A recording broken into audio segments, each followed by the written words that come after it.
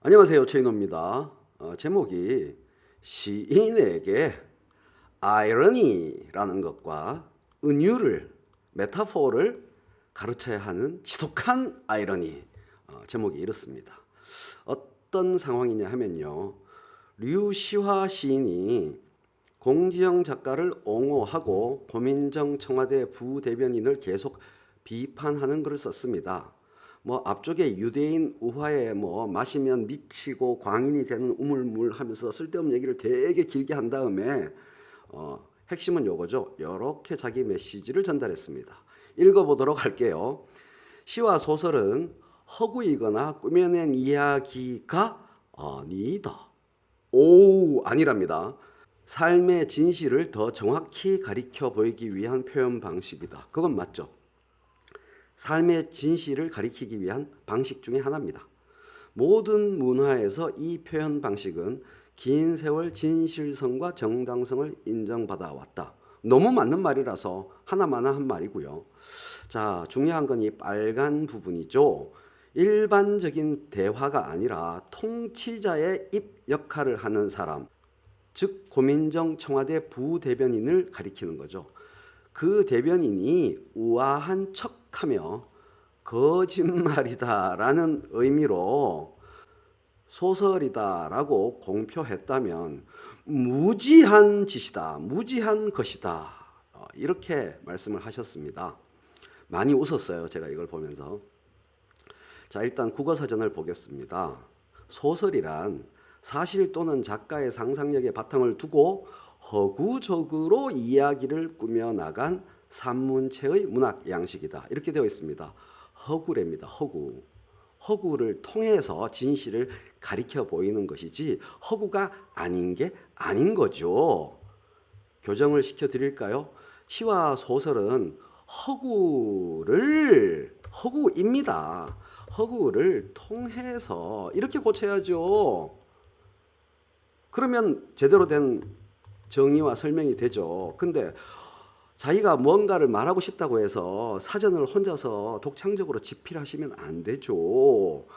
허구이거나 꾸며낸 이야기입니다. 초등학생, 중학생도 알아요. 시와 소설은 허구이며 꾸며낸 이야기입니다.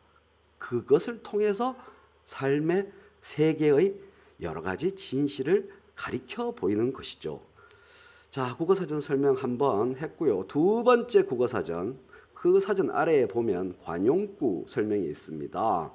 소설을 쓰다, 지어내어 말하거나 거짓말을 하다라는 뜻으로 수사관은 범인에게 소설 쓰지 말고 사실대로 말해 라고 으름장을 놓았다. 이렇게 사전에 설명이 되어 있습니다. 자, 이제 본론 들어갑니다. 시인님, 시인께서 반어적 은유, ironic metaphor, ironic metaphor를 모르시면 어떡합니까? 그걸 모르시니까 이런 말도 안 되는 말씀을 하시게 된 거죠. 보세요. 비평 대상 또는 비판 대상을 무식한 방식으로 까는 게 아니고 축혀 세우는 방식으로 상대방의 얼굴이 붉어지게 만드는 것. 이것은 반어적 은유에서 가장 많이 쓰이는 수법 중에 하나입니다. 기법 중에 하나입니다. 자, 국어사전의 관용구 예를 한번 다시 볼까요?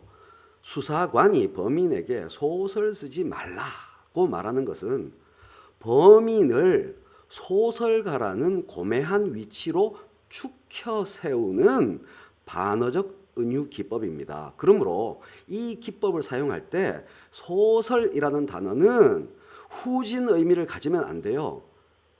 소설이라는 단어는 이 문장 속에서 반드시 고매한 위치, 고상한 위치에 있어야만 되는 겁니다. 그래야 반어적 은유가 성립되니까요.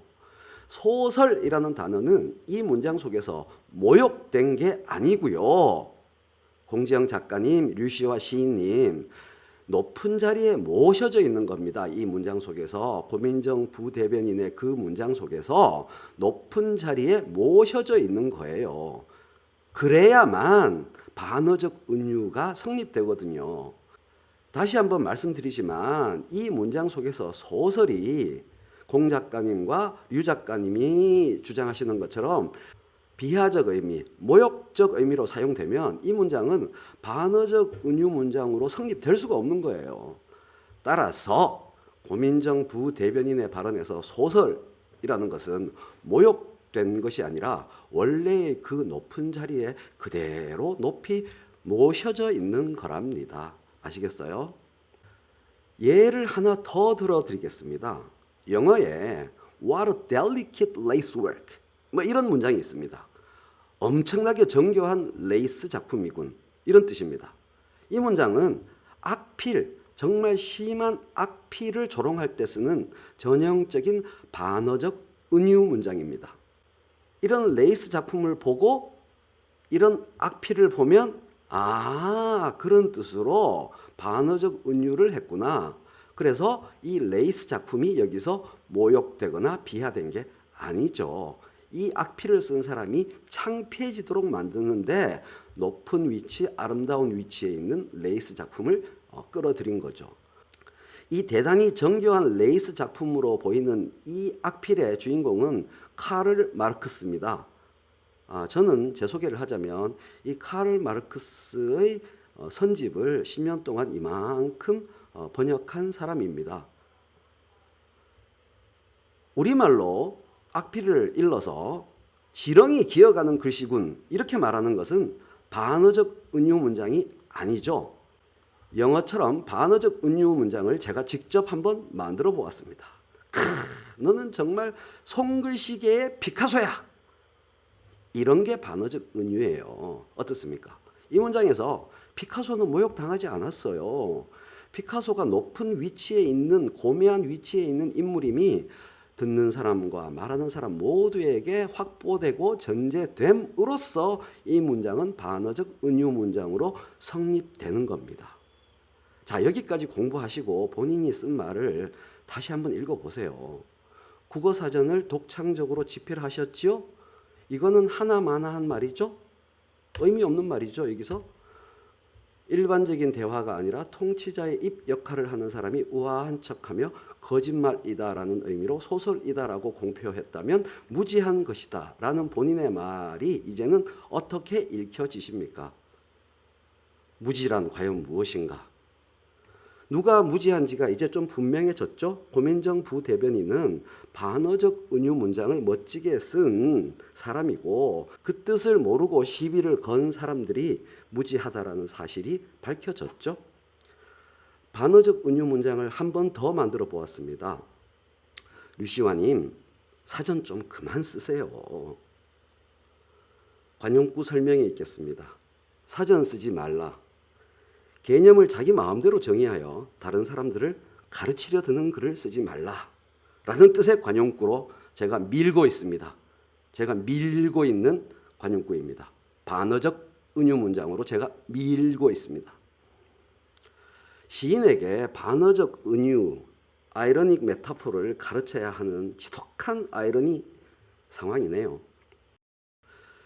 유시화님, 유대인 우화에 나오는 그 우물물은 두 분만 드세요. 아무리 맛있다고 권하셔도 저는 단호히 거절하겠습니다. 다른 많은 분들도 아마 그렇게 거절할 겁니다. 건승을 빕니다.